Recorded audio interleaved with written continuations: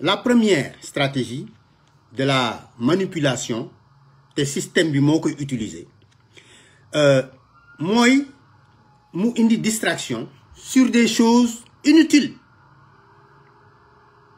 Première chose, distraction. Deuxième stratégie, c'est muy créer ay problèmes moom ci boppam d'existence pour venir après offrir ay solutions. Deuxième stratégie. La troisième stratégie, c'est la dégradation. mooy lépp lu nga xam ni mën na fexe ba mu am maanaam dégradé lépp lu nga xam ni nit ñi peuple bi daf ci accroché wu mu dégradé ko ba nga xam ni peuple boobu dafay soxla réponse immédiate dafay soxla réponse te loolu danaa ci dellu si waat la stratégie du différé. La stratégie du différé loolu tamit lu am solo bàyyi leen ci xel mooy que lorsque il y a un problème boobu dafay fexe ba mu nekk dans la conscience des gens mais pour mu résoudre ko dafay différer loolu pour un temps qui va venir mais en le différant il prend les mesures yi nga xam ni mooy tax bu accès ci loolu am dinaa ko expliquer plus tard. Beneen stratégie bi c'est la cinquième stratégie mooy day adressé wu ci population yi comme si ay xale lañu quoi.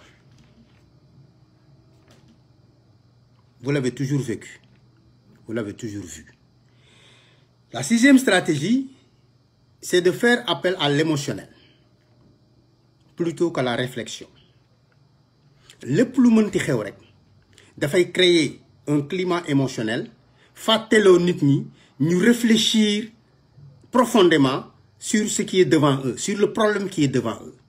am ngeen ay exemple su ma leen waxee lool rek war ngeen xam déjà li may wax lan la undu parce que vous l'avez vécu, vous le vivez. li ci mujj rek mooy Covid-19 loolu rek moo ci mujj inondation yéen a ngi koy dund ba tey.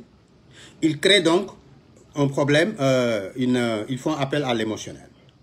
Septième stratégie bi mooy toujours maintenir le public dans l'ignorance, c'est-à-dire bu ñu xam dara, les maintenir dans l'ignorance et les maintenir dans la bêtise. Mais loolu dañ ci am ay alliés yooyu c'est les médias traditionnels. Parce que 99% ci ñoom ce sont des alliés des régimes yi fi jaar en place. loolu soxlawu leen ma leen koy expliquer yéen a ma ko gën a xam. La huitième stratégie, c'est toujours d'encourager le public à se maintenir dans la médiocrité. te loolu dama jàpp ni am na tey jii ñu nga xam ni il se réclame de la lutte, il se réclame de Ousmane Sonko, il se réclame des opposants, il se réclame même de Idrissa Seck ou d'autres leaders politiques qui sont en train de faire le travail du régime par rapport à ces questions-là. C'est-à-dire encourager le public à se complaire dans la médiocrité. La neuvième stratégie, c'est de remplacer la révolte par la culpabilité. Je crois que comprendre ngeen li may wax mais sénégalais boo jël dafay jàpp ni xaw ma nan laa leen koy expliquer mais en tout cas am na benn lu muy reprocher boppam dans un sens comme dans l'autre normal na mais pour la plupart c'est le rejet bi muy def pour bañ jël en charge boppam et la question sur la table.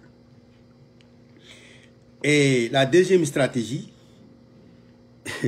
c'est de connaître les individus plus qu'ils ne connaissent eux-mêmes seen bopp. maanaam xam nit ñi physiquement psychologiquement plus que ñoom ni ñu xamee seen bopp. loolu nag li leen ko may mooy ñoom les élites ils ont accès à toutes les informations yu nga xam ni c'est le citoyen lambda amu ko dans les techniques les plus pointues de la psychologie, de la sociologie, de la biologie, etc., de l'environnement. ñoom xam nañu nit ki plus que ni mu xamee boppam